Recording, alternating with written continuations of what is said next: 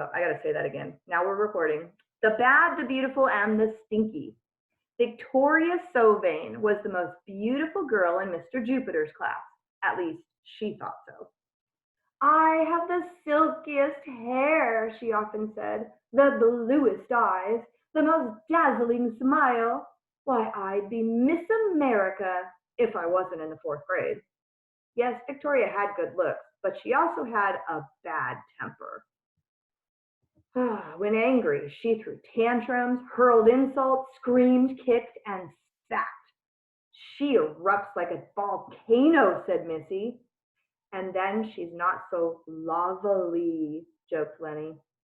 One morning, Mr. Jupiter clapped his hands. Class, he said, a skunk has forced the fifth graders to evacuate their classroom. Since they will be attending school at Mooseheart Lodge 186 until their room has been fumigated, we have been asked to take over their safety patrol positions. He picked up a sheet of paper. I have a list of jobs. If you would like to volunteer for one, please raise your hand. Mr. Jupiter read the list. I'll take playground duty, said Rose. I'll take hallway duty, said Stanford. But who wants bathroom duty, snickered Lenny. Mr. Jupiter shot him a warning look, then continued with the list.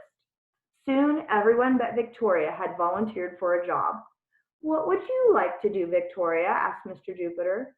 Would you like to be a crossing guard? You could stop traffic.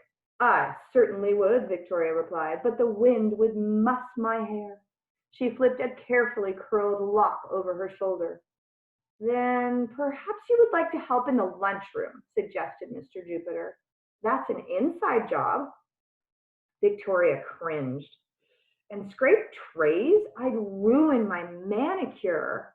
She blew on her perfectly sculpted nails, then buffed them on the sleeve of her blue satin blouse. Perhaps, said Mr. Jupiter, you would like to be the kindergarten monitor. The little ones line up inside, where the wind won't blow your hair. And since there aren't any lunch trays to scrape, your nails will remain impeccable. What do you say? Will I get to wear one of those orange safety patrol vests, she asked. Orange sets off the highlights in my hair. Mr. Jupiter thought a moment. Those vests are usually reserved for the crossing guards, but I suppose we can arrange something.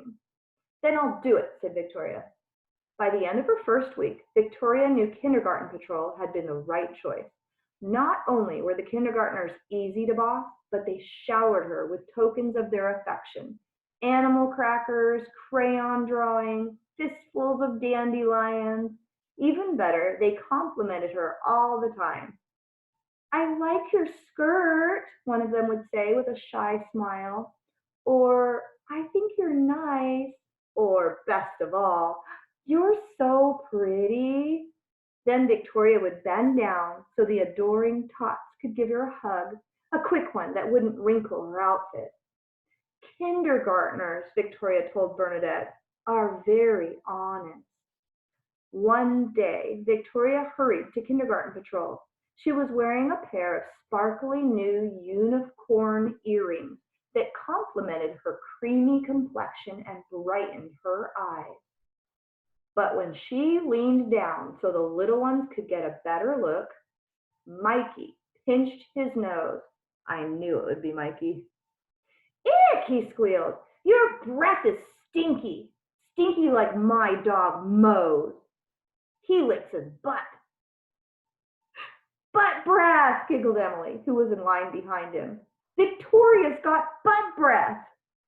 Butt breath, the other kindergartners repeated like parrots. Butt breath, butt breath. Victoria felt herself steaming.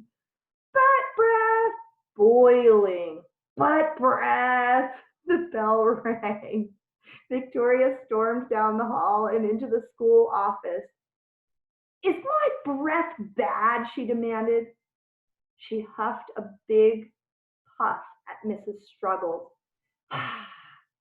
The principal staggered backward, knocking into a parent volunteer carrying a tray of cupcakes. Chocolate sprinkles flew everywhere. Your breath is so bad, it deserves 5 days of detention, gasped Mrs. Struggles. Victoria clenched her fists. No, it's not, she yelled. She raged into the nurse's office. Is my breath bad? She demanded. She huffed a big huff at Nurse Betadine. Nurse Betadine squashed a surgical mask over her nose. That's sick, she gagged. You should go home for the day. Let me call your mother. Victoria raised her fists above her head. Why won't anyone tell me the truth? She shrieked. She roared into the library. Is my breath bad? She demanded. She huffed a big puff at Miss Turner. The mascara on Miss Turner's false eyelashes melted and her hair uncurled. Your breath is not pretty, she croaked. Not pretty? Screamed Victoria. Me not pretty? She pounded the air with her fist, stomped her feet, and hurled herself down the hall and into the 4th grade classroom. She's blown her top, shouted Amisha, as Victoria banged doors and kicked over chairs. Victoria, Mr. Jupiter said firmly, stop this behavior at once. Victoria couldn't stop. Whirling like a blonde tornado, she ripped the book reports off the bulletin board and flung them to the ground. Calvin began chewing the eraser off his pencil. Lil began reciting a poem about death. And Ham ducked behind the desks and tried to crawl away. Like a snake, Victoria whipped around. She grabbed him by his collar.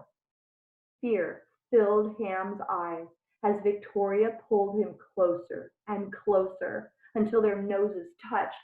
Tell me the truth, she hissed. Do I have bad breath? Ham's mouth puckered. His stomach lurched. Yes, he stammered. Why is everyone lying? Shrieked Victoria. Pushing Ham away, she advanced on her classmates. They quickly huddled behind Mr. Jupiter. Victoria, the teacher said calmly, you need to control yourself. Let me teach you a few relaxation techniques I learned while cat-sitting for the Dalai Lama. But Victoria was beyond control. Her maniacally glittering eyes alighted on Lenny.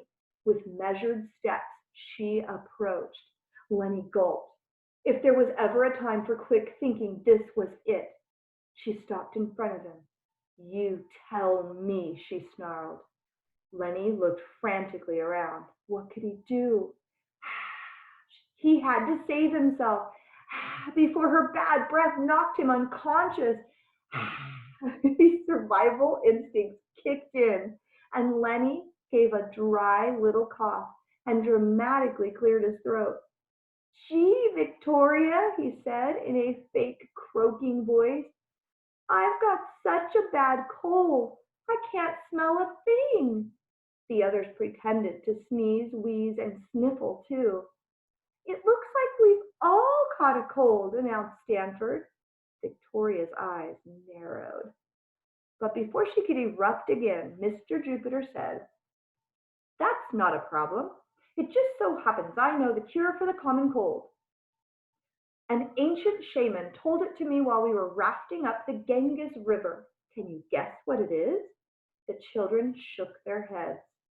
Spearmint, cried Mr. Jupiter. He flipped open a tin of breath mints. Ooh, squealed Ham. Goody! He pushed his way toward the teacher, but Mr. Jupiter stopped him. I think Victoria should have the first mint. After all, we don't want her to catch a cold like the rest of us. He turned to the still glowering Victoria. Have one, he urged. On second thought, have two. The moral of this chapter is, in times of dire need, clever thinking is the key.